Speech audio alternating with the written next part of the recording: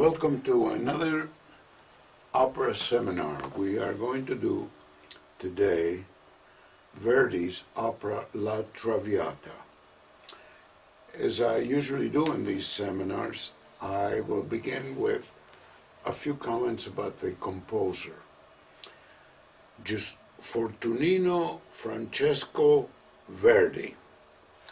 Probably the most remarkable thing about Verdi is that, first of all, he lived in two centuries, in the 19th century and the 20th century, although he didn't live very long in the 20th century.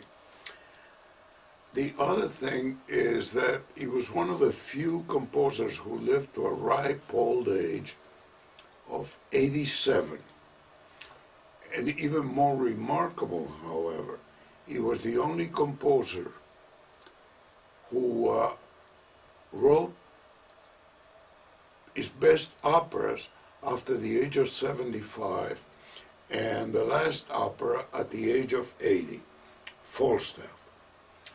There are only a very few composers who have lived past that age, and none that actually wrote good work past the age of 55. The life experience of Verdi could easily make an opera. It was fairly tragic. He married very young, at the age of 23, and 1 year later, the daughter was born. 2 years later, a son. However, the daughter died when she was 17 months old, and the son died 15 months when he was 15 months old. And a year later, in 1840, his wife, Margherita, died of encephalitis. He immersed himself in work. He wrote altogether about 27 operas, of which 8 or 9 are perhaps among the most popular operas in the history of opera. In 1839, he met a woman who was a soprano, Giuseppe Strepponi.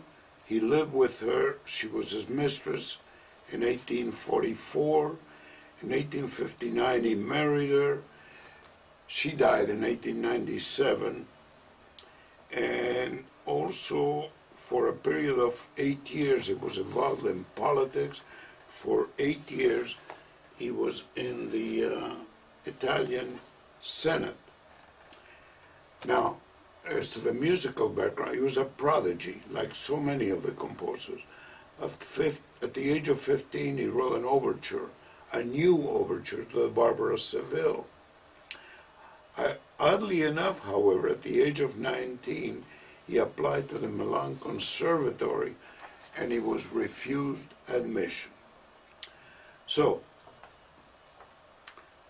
there are 3 musical periods in Verdi's life. The early period, with a couple of popular operas, Rigoletto, Nabucco.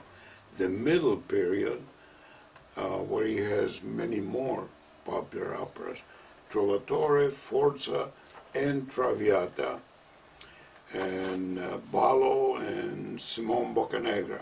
And in the late period, he had the 3 possibly greatest operas, Don Carlos, Aida, Otello, and then finally Falstaff. 4 operas for the late period. The plot of the opera is like most plots in opera. The soprano always dies, and she does in here too. So let's take a look at the beginning of the opera. As I said, in the plot is really quite simple. Traviata is about a woman who nowadays would probably be called either a call girl or a mistress or even a prostitute.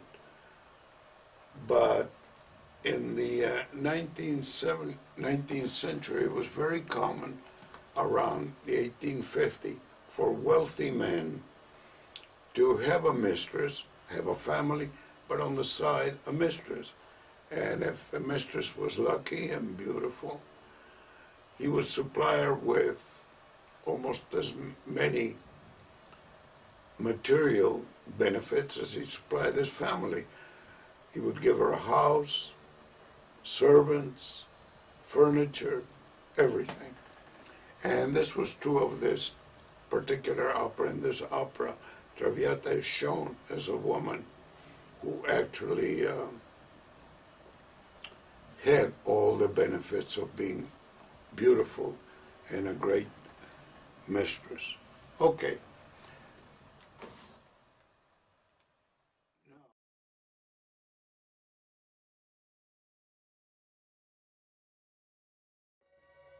The plot is very simple. And here we have it in 1 minute. In La Traviata, this courtesan, or upper-class prostitute, is throwing all these wild parties even though she's sick, and this young guy, Alfredo, falls in love with her, and they go and live in the country, but his dad asks her to give up Alfredo because she's shaming their family. She says okay and takes off. Alfredo gets jealous, and at parties he throws money at her, which I guess is bad or something, because she swoons.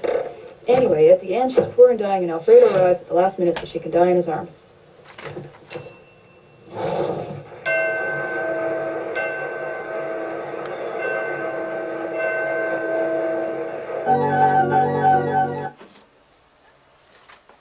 As you know, my two obsessions or passions are opera and movies.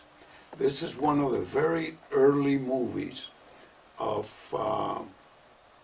Traviata, although it wasn't called Traviata, it was called I think it was called either Camille or Lady of the Camellias. And as you can see, the actor who played the lover, in this particular case they called it Armand Duval. In the opera they call him Alfredo Germont. Rudolph Valentino was the lover.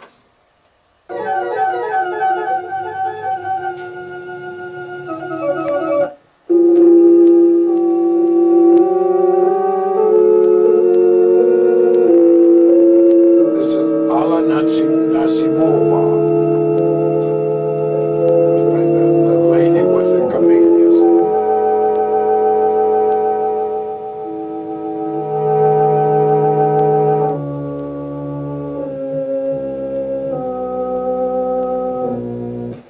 You know what you should do? And this, of course, is Garbo, and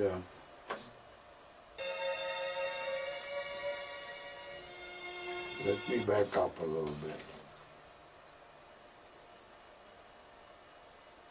Garbo and Robert Taylor. You know what you should do? You should get married.